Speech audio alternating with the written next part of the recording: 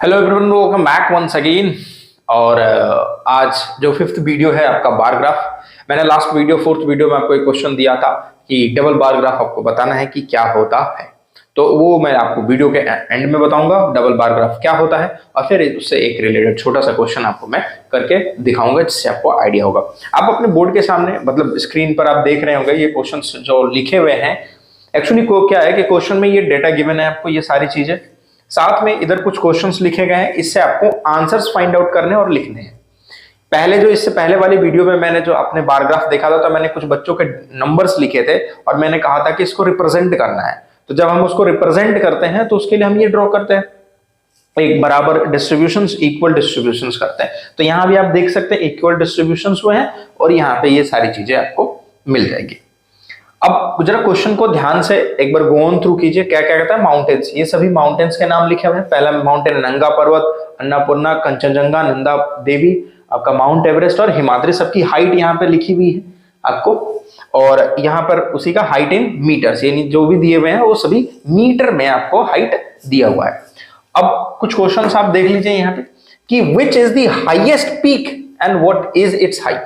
Question पूछता है कि विच, कौन सा इसमें से हाईएस्ट पीक है।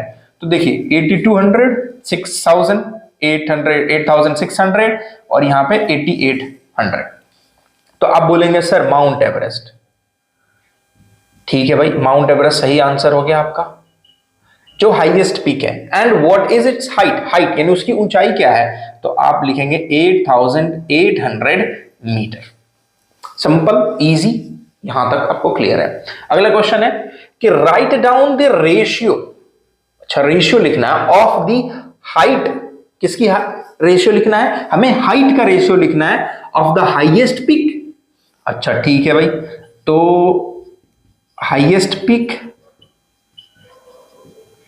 अपॉन में आपका लोएस्ट पीक, लोएस्ट पीक यानी चोटी। तो हाईएस्ट पीक हमारा माउंट एवरेस्ट है 8800 और लोएस्ट पीक हमारा यहाँ पे 6000, यहाँ पे ये तो 6000 है, अन्नपूर्णा का 6000।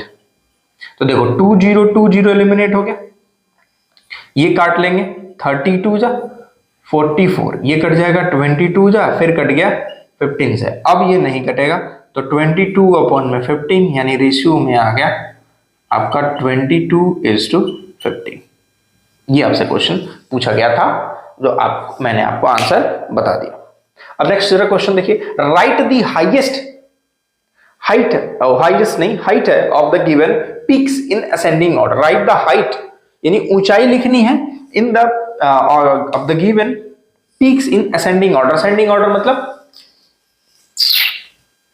ठीक, यानी हवाई जहाज फ्लाई कर रही है, that aeroplane is flying and going in the sky, that is the ascending order, means increasing order, नीचे से ऊपर, यानी छोटे नंबर से बड़े नंबर की तरफ। तो सबसे छोटा आपका 6000,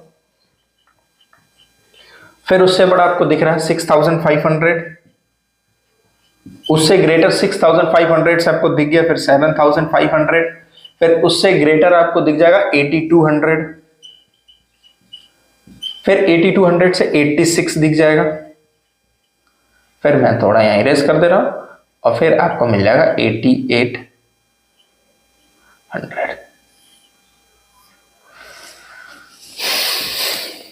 ठीक, अब बोलोगे सर ये इतना इजी है? बिल्कुल इजी है भाई, बस थोड़ा सा पेशेंस रखो। इसी से रिलेटेड इसी तरीके के क्वेश्चंस आपके बुक में भी हैं, जो करेंगे आप करेंगे समझ में आएगा। अब जो क्वेश्चंस हम आने वाले टाइम में आपको मैं मतलब नेक्स्ट वीडियो में जो आपको हिस्टोग्राम और फ्रीक्वेंसी पॉलीगॉन से कराऊंगा वो थोड़ा समझने वाला है। कुछ चीजें ऐसी मिलेंगी जो बिल्कुल न्यू होंगी आपके लिए, क्योंकि पहली बार आपने सुना होगा, और फिर वहां से आप चीजें आगे कर पाएंगे। Which peak is second highest peak? Second highest, दूसरी चोटी कौन सी है सेकेंड हाईएस्ट? तो 8800 और 8600। तो which is the second highest? तो सेकेंड हाईएस्ट कौन है? कंचनजंगा। तो स्पेलिंग सही सही देख लेंगे, KUNCHENJUNGA।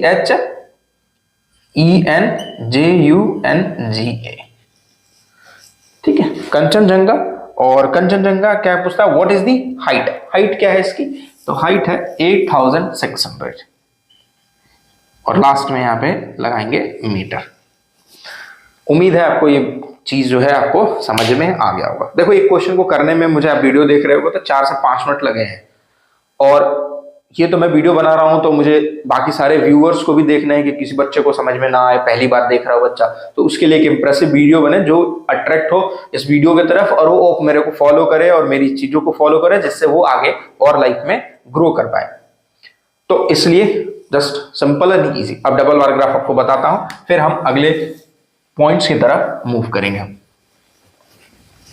डबल बार ग्राफ मैंने आपको जिक्र किया था, तो मैंने कहा था बार ग्राफ जो यूज किया जाता है वो एक्चुअली कंपैरिजन के लिए यूज किया जाता है, डबल बार ग्राफ आपका। ठीक है, ये ग्राफ को रहने देता हूं ऐसे ही, फिर आप समझ जाएंगे। तो ये देखिए, ये डबल बार ग्राफ नहीं है, इसमें गैप बिल्कुल आपका दिया हुआ है। डबल बार ग्राफ एक्चुअली क्या होता है, double bar graph actually use किया जाता है फॉर कंपेयरिंग द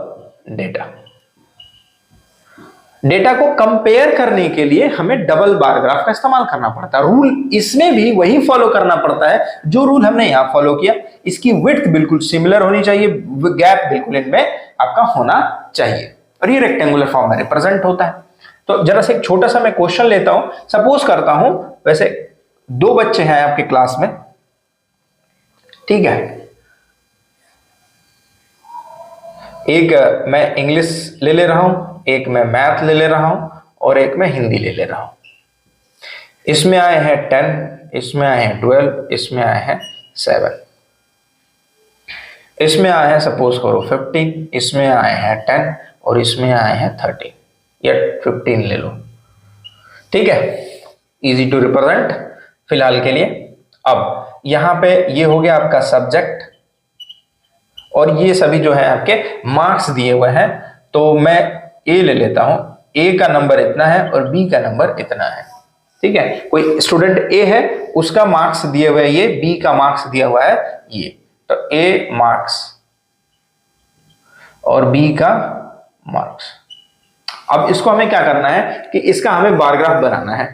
ठीक है, अब बार ग्राफ बना रहे तो जरा ध्यान से देखो, ए स्टूडेंट है जिसका 10 नंबर आया और बी स्टूडेंट है जिसका 15 नंबर आया, तो दोनों के बीच में हमने तुलना कर दी ना, कंपेयर कर दिया ना। और कंपेयर करके हम क्या बता रहे हैं कि देखो बी वाला ना बेहतर है इंग्लिश में। फिर हम इन दोनों को कंपेयर करते हैं, कहते हैं देखो मैथ्स में ना ये ए वाला बेहतर है। फिर कहते हैं 7 और 15 में हिंदी में बी वाला जो है बेहतर है, यानी 15 मार्क्स उसके आए। तो ये जो कंसेप्ट है आपका कंपेयर करने की, तुलना करने की, तो ये तो चलो मार्क्स का हो गया, बच्चों के रिजल्ट्स कंपेयर किए जाते हैं, कौन फर्स्ट आया, कौन सेकंड आया, कौन थर्ड आया, कौन फोर्थ आया। फिर आप देखोगे कि data, various type of data collect किए जाते हैं कि कौन सा सिंगर जो है बेहतर सिंगर है, किसके गाना सबसे ज्यादा चले हैं, किसके गाना सबसे ज्यादा आपके खराब हुए हैं या पिट गए हैं आपको प्लेटफॉर्म पर, कौन सा मूवी है सबसे ज्यादा अर्न किया है, कौन सी मूवी है जो सबसे कम अर्न की है। तो इस तरीके से डेटा इकट्ठा किया जाता है और उनको कंपेयर किया जाता है, फिर बताया जाता है कि अच्छा ये बिजनेस जो है ना ये हिट करेगी मूवी। अरे मूवी हिट करने से क्या मतलब है, यहाँ पे वो डेटा को कंपेयर किया जाता है, उसके हर जो 10, 15, 20 दिनों का जो डेटा होता है ना, उनको सबको कंपेयर करके फिर बताते हैं कि क्या वो डेटा हिट किया है या नहीं किया है। ठीक है, तो शायद बैकग्राउंड में आपको म्यूजिक सुनाई दे रहा हो, तो पड़ोस वड़ोस में इधर कहीं शादी वादी है तो आप उसको इग्नोर करें। ठीक है, और फिर ये सारी चीजें। अब देखो मैं यहाँ पे डेटा को एंट्री कर दे रहा हूं सबका फटाफट। तो मैं 5 के गैप पे ले रहा हूं, तो 0, 5, 10, 15, 20। ठीक है, अब यहाँ पे मैं ए मार्क्स और बी मार्क्स, तो मैं यहाँ पे आपको स्टूडेंट लिख दे रहा हूं, जो स्टूडेंट्स हैं।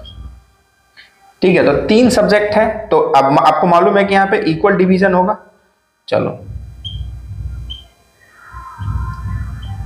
इक्वल डिवीजन हो गया। ठीक है, कम होगा तो हम आगे की तरफ मूव करेंगे। सबसे पहले हम ए इंग्लिश वाले को रिप्रेजेंट करते हैं। इंग्लिश वाले का नंबर है 10। ठीक है, तो हम इसमें लिख देंगे ए। अब इंग्लिश में ही बी का भी है ना, तो डब कंपेयर करेंगे, यहीं पे यहीं से चलेंगे, साथ में यही चलाएंगे, ये चलेगा ये ऐसे, और यहाँ 15 तक जाएंगे और फिर यहां से, और ये हो गया बी। देख रहे हैं ए और बी जब कंपेयर करते हैं तो दोनों को साथ में ड्रॉ करते हैं और उससे हम बताते हैं ये किस सब्जेक्ट का उनका मार्क्स है, इंग्लिश का है। यही है कंपेयरिंग। अब फिर इसमें गैप छोड़ेंगे, आपको बराबर गैप छोड़ना है, यहां छोड़ा आपने, यहां भी you have to leave the gap here also. अब फिर आता है बी का 12, तो बी का जो है आप यहाँ पे ऐसे छोटा सा ड्रॉ दी गैप, तो यहाँ पे ए आ गया आपका 12, फिर बी का जो है आपका 10 है, तो थोड़ा सा नीचे ये कौन सा सब्जेक्ट है आपका? मैथ्स।